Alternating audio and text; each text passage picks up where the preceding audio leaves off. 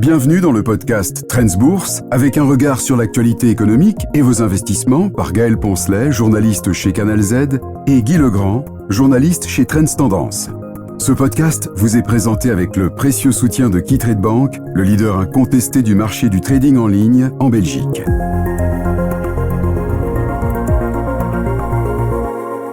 Bonjour et bienvenue dans ce nouveau numéro un peu particulier quand même. C'est le dernier de l'année 2024 et comme la semaine dernière, nous allons pointer les 5 actions qui selon nous pourraient performer en 2025. Alors si la semaine dernière on s'était concentré sur la Belgique, cette fois-ci on va ouvrir un petit peu le champ à l'international. Bonjour Guy Legrand. Bonjour Gaël. Alors même concept que la semaine dernière en ce qui concerne le choix de ces 5 actions, comment vous avez fait ? Oui, mais disons ce que nous aimons bien faire, c'est récupérer des valeurs qui sont un petit peu en retard à notre avis. En retard, pourquoi ? Parce que pour des raisons souvent assez bonnes malheureusement, elles ont un peu déçu, ou ça ne s'est pas passé comme prévu, mais bon, nous jugeons que maintenant elles sont bien reparties et le marché ne l'a pas encore anticipé véritablement, donc il y a un rattrapage à faire. Donc de bonnes perspectives, en plus d'un rattrapage, ça vaut la peine de les acheter à notre avis. Alors une action canadienne pour débuter dans le secteur des métaux précieux, c'est Sandstorm Gold. Oui, nous aimons beaucoup les métaux précieux, nous croyons beaucoup à une vague de fonds en ce qui les concerne, plus encore que les autres matières premières. Nous avions l'année passée avancé Newton Mining pour 2024, qui a effectivement bondi de 50% avant malheureusement de chuter fortement à fin octobre. On n'est pas encore dans le rouge, mais enfin c'est un peu dommage, il faut bien le dire. On espère bien que Sandstorm fera mieux que cela, que maintiendra l'avance que nous imaginons pour l'an prochain. Alors, c'est une entreprise un peu particulière, son vrai nom est Sandstorm Gold Royalties. Ce n'est pas un opérateur de mine d'or, il n'extrait pas lui-même de l'or, mais il avance des fonds et se fait payer alors en royalties. Il avance un peu de capital au départ, et ceci, quand on dit au départ, c'est parfois très tôt. Il finance des mines qui sont en production déjà, oui, d'autres plutôt en développement, et pour l'essentiel, seulement des explorations. Donc il intervient très tôt, donc il prend un risque important, et en échange, il reçoit donc des royalties, c'est-à-dire une partie de l'or qui sera produit tout simplement. Alors, c'est une mise de fonds très limitée. Souvent, il ne prend que 2% à peu près d'un projet. Donc et ça lui permet, tout en n'étant pas une société extrêmement importante, d'avoir une énorme diversification. Sandstorm Gold est investi dans 231 mines ou projets à travers le monde, beaucoup Canada, États-Unis aussi, Pérou, Mexique, Brésil, Côte d'Ivoire, par exemple, en Afrique de l'Ouest. Donc c'est une entreprise qui finalement investit beaucoup à long terme. On l'a compris, l'exploration, ce sera que dans fort longtemps. Donc c'est un pari, mais en même temps, on a une visibilité encore très incertaine, mais une grande visibilité sur ce que pourrait être l'avenir. Et jusqu'ici, elle a fait de belles performances ? Mais non, 2024 a été assez mauvais. En fait, ce qui se passe, c'est que la production a fortement baissé, finalement d'un quart à peu près sur 2023. Alors l'entreprise a compensé cela pour avoir quand même des rentrées en vendant quelques actifs. Et alors, le prix de l'or a augmenté beaucoup plus qu'imaginé au départ. Donc, ce qui a pas mal aidé, évidemment.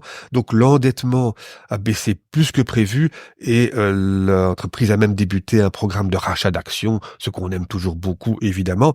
Alors, nous aimons cette valeur parce que nous attendons quand même une augmentation de production assez importante dans les années à venir, grâce à plusieurs projets vraiment prometteurs. Et comme je le disais, le marché n'y croit encore qu'à moitié, les investisseurs attendent un peu. Très objectivement, par rapport à ses pairs, l'action est décotée de l'ordre de 30%, malgré une hausse de cours d'un quart déjà cette année. 30% de décote pour un avenir assez prometteur, ça nous paraît intéressant. Comme vous l'avez dit, c'est un pari, mais avec de bonnes perspectives quand même. Alors, tant qu'on est dans les métaux précieux, il y a quelque chose peut-être à tirer aussi de l'argent, pourquoi pas ? Mais oui, et l'année passée, nous avions recommandé Pan American Silver, qui a grimpé de 46% sur un an. Alors, on espère faire pareil en 2025 avec First Majestic Silver, entreprise canadienne également, investie donc qui exploite des mines d'argent. Ça, il s'agit pas de royalties ici, il s'agit vraiment d'un exploitant de mines. Il avait une mine au Nevada qui a dû être fermée cause d'une rentabilité assez insuffisante. Ça commence mal. Ça commence assez mal, effectivement. Les 3 mines qu'il exploite au Mexique sont un petit peu en fin de course aussi. Enfin, elles arrivent tout doucement. C'est pas encore grave. Ouais, du coup, c'est vrai que ici aussi, production en baisse, moins 20% d'argent au 3e trimestre, moins 10% pour l'or. L'or et l'argent sont souvent associés dans les mines. Mais alors, et ça c'est qui nous a décidé quand même à inscrire cette entreprise sur la liste, c'est que ils ont pris le taureau par les cornes, racheté l'entreprise Gatos, qui est, elle, extrêmement prometteuse. Un rachat qui, si je comprends bien, doit donc permettre finalement de redynamiser et d'enrayer cette chute en termes de production. Oui, c'est vraiment le but. Hein. La production recule. Non, c'est pas possible. Nous voulons continuer notre expansion. Donc, Gatos va apporter en fait une augmentation de production non négligeable et une baisse des coûts. Effet d'échelle, mais aussi effet peso. Le peso se déprécie.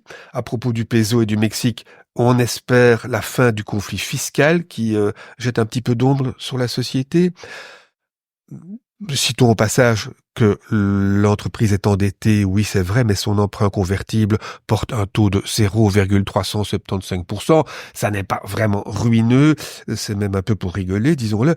Alors on spécule donc sur le redressement de cette entreprise, de son redémarrage, mais aussi, et ceci n'est pas le moindre argument, sur le rattrapage de l'argent. Il y a historiquement un lien assez précis entre l'or et l'argent.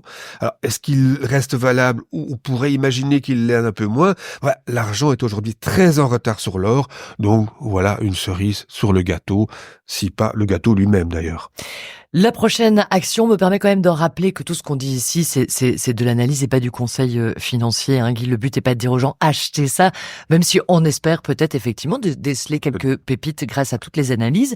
Celle qu'on va observer maintenant, on l'avait déjà en favori l'année dernière et justement du coup ceux qui nous écoutaient l'année dernière vont dire oui mais attends Guy, non, Mosaïque, ça n'a pas été ça. Bof quoi. Ça n'a pas été ça du tout, c'est raté pour 2024, on espère en 2025. Je vais pas insister outre mesure parce que ce n'est peut-être pas la numéro 1 dans notre classement, mais enfin ça s'est pas bien passé parce que chiffre d'affaires en baisse de 21% sur 9 mois, c'est quand même beaucoup et bénéfices par action divisé par 2 ou presque disons. Bon, excellent choix. C'était vraiment c'était un an trop tôt. Espérons que ce soit qu'un an trop tôt, bien entendu. Mais enfin, les prix sont restés sous pression tout au long de l'année, enfin presque tout au long de l'année. Il y a eu 3 ouragans en Floride. Bon, on dit quel rapport? Ben oui, mais ils ont une très grosse mine en Floride, donc ça les a beaucoup perturbé la production, etc. Mais disons qu'il y a quand même du mieux en vue et même assez largement. La pression sur les prix semble se terminer en ce moment. La Chine exporte beaucoup moins. Donc ils ont réalisé de gros investissements pour la croissance. Donc le produit de ces investissements va venir. Par ailleurs, ils devront moins investir, donc moins sortir d'argent des caisses pour cela. Et ce qui nous semble surtout, c'est que après l'euphorie du début 2022, invasion d'Ukraine, gros producteur, attention, les prix flambent, et le cours de Mosaïque était à l'époque 3 fois ce qu'il est aujourd'hui. Après cette euphorie, on est tombé dans un pessimisme un peu excessif quand même. Bien sûr, cette année 24 n'est pas bonne, mais enfin, l'action cote 3/4 de sa valeur comptable, ce qui est quand même très exceptionnel pour ce type de business. Et d'ailleurs, les analystes sont plutôt à l'achat qu'à la vente. On pense qu'à 2025 sera quand même ce qu'on espérait de 2024. On lui laisse le droit d'être sur la liste cette année encore. Pour la valeur suivante, Guy, j'avoue que j'étais un peu étonné quand même quand j'ai vu cette valeur arriver, au vu des nombreuses actualités de 2024 qui étaient quand même pas folichonnes. Hein. C'est Boeing. Oui, Boeing, encore une fois, c'est peut-être pas la numéro 1 non plus, mais enfin, on se dit, là, il y a quelque chose à faire d'après ce qu'on sent sur le marché. Bon, c'est très spéculatif, évidemment. Enfin, peut-être pas tant que ça, mais c'est un peu cynique par contre. Après les drames et les négligences de ce groupe qui ont quand même causé, rappelons-le, 2 accidents mortels ayant fait 346 morts, avec un 737 MAX qui posait un gros problème. Alors ça leur a coûté un pont et c'est pas demain que Boeing fera des bénéfices nets évidemment. Ce qui est à remarquer, c'est que le cours avait chuté à l'époque évidemment, mais il s'était redressé. Et c'est cette année-ci, sans gros accidents, mais avec plusieurs incidents. On se souvient de cette porte envolée d'un avion d'Alaska Airlines. Incidents, une belle grève. Et alors la grève qui a suivi, bon, si la porte qui s'envole, c'est complètement délirant. On comprend pourquoi il faut attacher sa ceinture. Mais alors cette grève, 53 jours. Mais ces révélations, là, ont vraiment fait baisser le cours très fortement parce que on n'en avait peut-être pas pris conscience au moment des accidents. Octobre 18 et mars 2019, en fait, Boeing était très mal géré, il y avait des graves négligences, il y a un tas de gens qui ont fait des révélations en commission du Sénat, je crois, cette année, et ça a vraiment causé un très gros choc, d'où un cours qui avait quasiment chuté de moitié. Il s'était redressé un peu trop, on était à $260 en début d'année, franchement, c'était quand même bien payé. On était tombé à 137 au plus bas mi-novembre. Bon, là, on peut se redresser de ça. Là, on peut se redresser de ça parce que ce qu'il y a, c'est que on ne miserait pas sur Boeing s'il n'était que constructeur d'avions de ligne. Et là, il y a quand même... Là, ils sont pas bons, hein. Ils sont pas bons. Là, visiblement, quand même beaucoup de compagnies qui se méfient maintenant. Mais enfin, si le carnet d'ordre est bien rempli, c'est pas seulement à cause du civil, mais aussi grâce au civil, ceci étant dit. Comment les contrats sont négociés dans certains pays, bon, voilà, on ne sait pas. Mais Boeing est aussi un constructeur d'avions militaires et de matériel militaire. Washington ne laissera jamais tomber cette entreprise qui s'est fortement recapitalisée, d'ailleurs, hein, rappelons-le, 21 milliards, et certainement pas Donald Trump. Donc, il n'y a pas de péril pour l'avenir de Boeing. C'est pas demain, encore une fois, qu'ils feront des bénéfices plantureux, mais enfin... Le cours est en train de se redresser et ça pourrait continuer un petit peu. Donc, spéculation à plus ou moins court terme, on va dire. On la met pas en tête de liste de notre portefeuille. Ok. Pour la dernière action, c'est aussi l'action dont on avait que vous aviez placée sur la liste de 2024. Hein, c'est IBA. Mais je l'avais un peu ajouté moi-même, c'est vrai. IBA a fait 20% en 2024. Enfin, sur un an, c'est pas encore le Pérou, c'est quand même très honorable. C'est beaucoup mieux que la moyenne du marché en Belgique et en Europe. On se souvient que, enfin, ou on se souvient pas, je le rappelle, que la direction en 2020, après une fort mauvaise nouvelle et un écroulement du cours, avait dit oui, ça patine, les commandes n'arrivent pas comme nous l'espérions, la conjoncture est mauvaise, 2020 Covid, bon, rappelons-le. On vous demande un an de patience. Bon, ça fait maintenant 4 ans, donc on peut comprendre que certains s'impatientent et n'y croient pas tout à fait, mais en réalité, le marché y avait déjà cru. On avait déjà vu de beaux redressements de cours dès septembre 21, au début 23 aussi, et puis rechute. Alors, oui, certains s'impatientent visiblement, le carnet d'ordre se garnit, IBA annonce cette année-ci encore presque tous les mois une nouvelle commande, rien en novembre, il y avait une commande importante, c'est toujours une commande importante chez IBA, République dominicaine, le Kazakhstan, le Mexique, et alors rappelons, on en a parlé en septembre à l'époque, ce qui s'est passé du côté de Pantera, joint venture entre IBA et le centre d'études nucléaires de Moll pour la fabrication de radioisotopes. Augmentation de capital importante, 93 millions, sursouscrite avec enthousiasme, ça avait fait forte impression, ça avait augmenté la valeur de l'action IBA d'ailleurs de 2,20 euros, ça avait surtout crédibilisé la stratégie d'IBA, parce qu'on se dit, bon, c'est bien gentil, ces cyclotrons qui vendent aux 4 coins du monde, on voit pas encore les bénéfices. Petite parenthèse, ça dure un certain temps. C'est pas comme chez l'épicier, il n'y a pas la marchandise dans le rayon, on va pas vous l'apporter la semaine prochaine. Entre la commande et l'installation et la mise en place le fonctionnement sur place, il peut se passer 2 ans. Donc c'est beaucoup de coûts avant d'être payé, même s'il y a un acompte. Donc ça commence quand même à donner, on y croit vraiment, cette crédibilisation de Pantera. Dans le communiqué à fin septembre, la direction parle de normalisation des approvisionnements, d'une croissance des revenus de 15% par an pour les années à venir.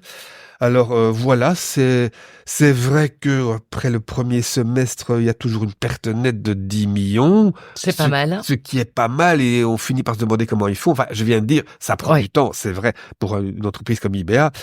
Mais enfin, on commence vraiment à y croire, semble-t-il, et je crois que c'est bien parti.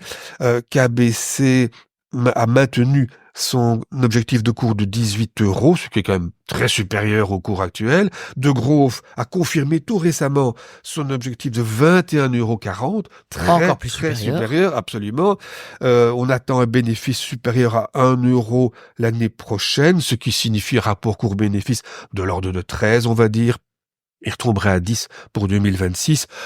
Pour une entreprise qui se repositionne, qui redémarre, et de haute technologie qui plus est, ça n'est pas cher payé. Franchement, on y croit pour l'année prochaine. Contrairement à la spéculation de Boeing, IBA, c'est pour du long terme, en fait. C'est pour du long terme et déjà, disons, du moyen. Oui. Est-ce que, au-delà de vos bons vœux, vous auriez un conseil peut-être à donner à nos investisseurs qui nous écoutent pour cette année 2025 ? Un conseil à donner, c'est vrai. Remarquez, le conseil de base est toujours le même, diversifier. Parce qu'on se dit, on croit très fort à ça. Oui, à juste titre, ou pas. N'oublions pas qu'il survient régulièrement des signes noirs. Des événements tout à fait inattendus. Faut-il rappeler que certaines familles avaient placé toute leur fortune dans Fortis ? Forcément. Que peut-il arriver à Fortis ? Fortis a bu la tasse, elle était au bord de la faillite. Donc, tout peut arriver, en réalité, on le sait depuis Fortis, et il y a un tas d'autres exemples du genre. Donc, toujours se diversifier, ne jamais tomber amoureux d'une action. C'est pas facile à vendre quand on est en perte, mais enfin, il faut pas mettre tous ses œufs dans le même panier. Il faut pas hésiter à prendre une partie de ses bénéfices. Disons qu'il faut pas 50 actions pour une bonne diversification. Pas mal d'études ont été faites à partir de 10 déjà, dans des secteurs différents, évidemment. La diversification n'est pas mauvaise du tout. Mais il faut diversifier, bien sûr. Et ne pas hésiter, d'ailleurs, quand une action donne encore mieux que ce qu'on espérait et commence à peser très fort dans le portefeuille, ne pas hésiter à se délester un peu, parce que ça diminue la bonne diversification si ça marche trop bien. Et là, si un accident arrive, il est d'autant plus cruel, évidemment. Donc, disons simplement, ne jamais oublier de bien se diversifier. Un grand merci, Guy Legrand. C'était encore un plaisir de partager tous ces moments avec vous en 2024. Plaisir partagé. Je vous souhaite de très belles fêtes de fin d'année. À vous aussi et à tous les auditeurs. Oui, à vous aussi, chers auditeurs. Plein de magie, d'étincelles et de diversification. À très bientôt. Voilà pour cet épisode du podcast Trends Bourse. Vous pouvez lire plus d'astuces, de conseils et d'analyses pour vos investissements chaque semaine dans Trends Tendance. Ce podcast vous est présenté avec le précieux soutien de KeyTrade Bank, le leader incontesté du marché du trading en ligne en Belgique.